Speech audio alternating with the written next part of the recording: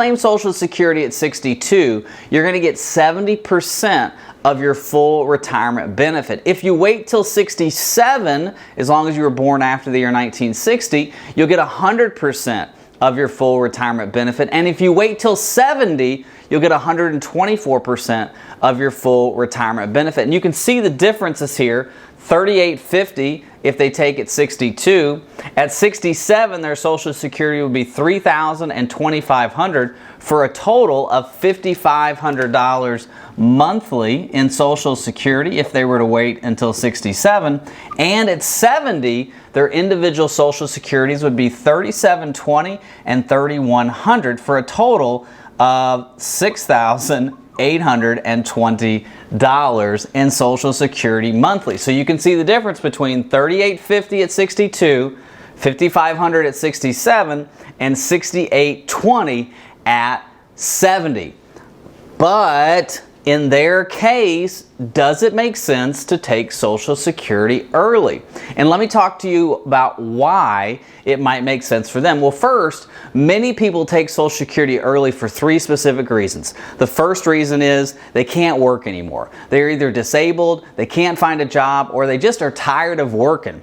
And so instead of finding a part-time job, they just start taking Social Security early. Nothing wrong with that. But that's really the main reason why people take Social Security early. And if you look at statistics, many people take Social Security early. That's just the average of how it works. Normally, you take Social Security as soon as you quit working. You don't wait till 67 or 70, and many people do that. The second reason why most people take Social Security early is life expectancy. They don't believe they're going to live long enough to claim enough benefits, so they take it right away. Again, nothing wrong with that thinking. We want to make sure it's individualized for you. But again, nothing wrong with that. And the third reason is many people think Social Security is going insolvent, so they say, give me my money now. And so they take Social Security early so that if Social Security ever does have a reduced benefit, not insolvency, but has a reduced benefit, they've collected what they've paid in for as long as they possibly can. So those are the three reasons why people collect it early. Now, as a financial advisor, I look at it and say,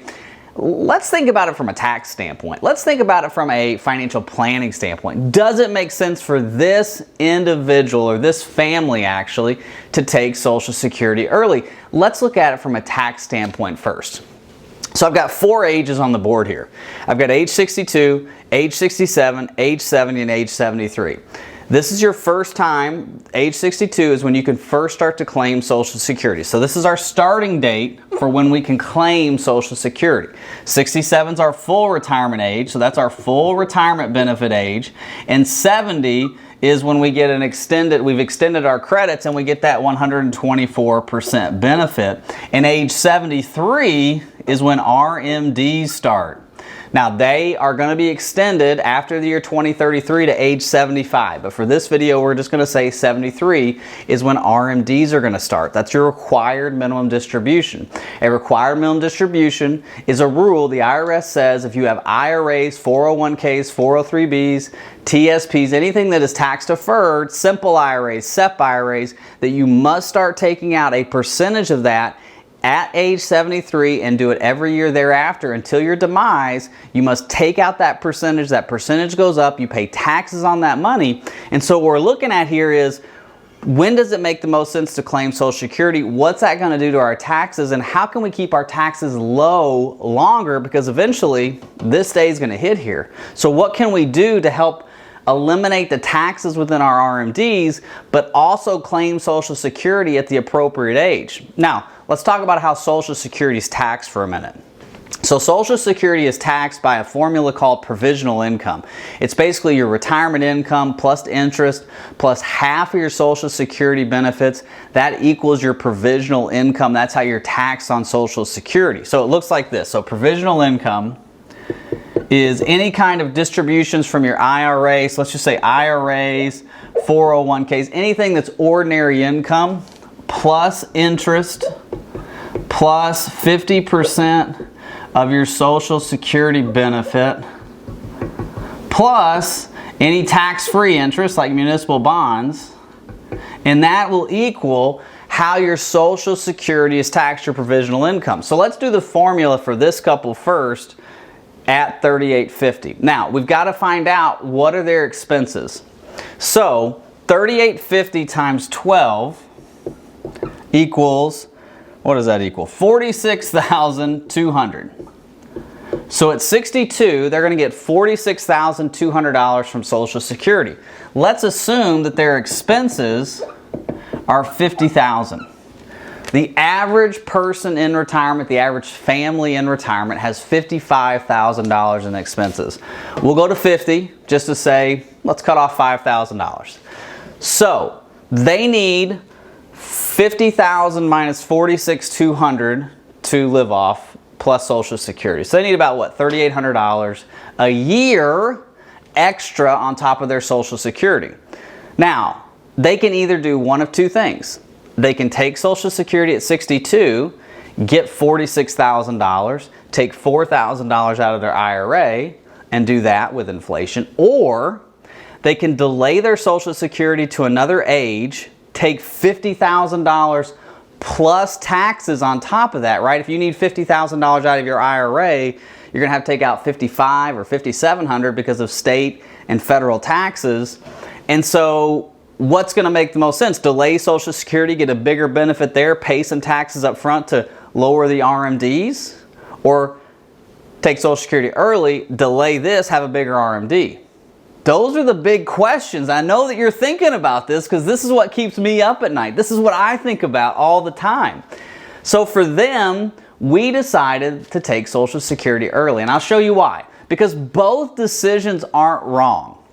You could take Social Security early, and you could delay your IRA, or you could take money out of your IRA and delay Social Security. It's up to you. But here's the reason why we chose it for them, and I'll show it to you in the software as well. So for them, from a tax standpoint, we've got to take out $3,800 from their IRA. So $3,800.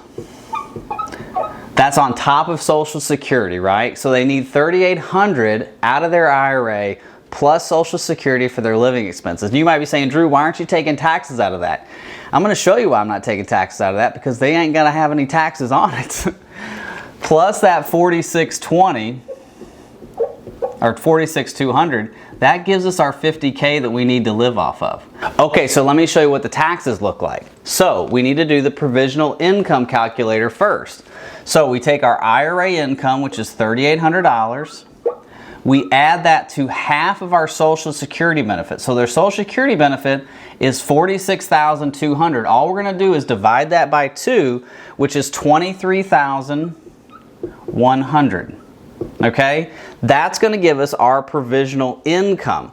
So what is that? Quick math. 23,100 plus 38. Let's just do it like this. Let's do old school math. My kids are homeschooled, so this is how I have to do it with them. $26,900. So that's their taxable income. You understand? We're trying to figure out what makes the most tax sense. So there's the money they pulled out of their IRA. There's half of their Social Security benefits.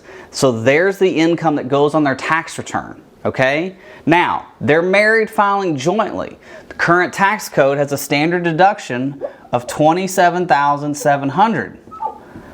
So they're not going to pay any taxes. So you take out the standard deduction with the taxable income, they have no taxes. So that's why for them it made the most sense to take Social Security early, because all the money we're going to pull out of the IRA over the next however many years until we get to 73 is not going to have any taxes taken out of it. If we started taking it out right away from the IRA and we delayed Social Security, we're going to take out more taxes on top of that. And so for them, it made the most sense to take Social Security early because we're not going to pay any taxes on that money. Are you following me? Now, let's act like this is the Trump tax code right now, okay, the year 2023. In the year 2026, taxes are going to change. They're going to revert back to the Obama era tax code. So what happens to the standard deduction? The standard deduction basically goes to half. So let's take the $26,900. That's our provisional income. Let's take this down to $12,000. Okay, so $12,000 is just a guess at what the standard deduction will be married filing jointly in the future. Okay, that's what it was in 2012 before the Trump tax code change. So $26,900 minus $12,000 means our taxable income now is what? $14,900.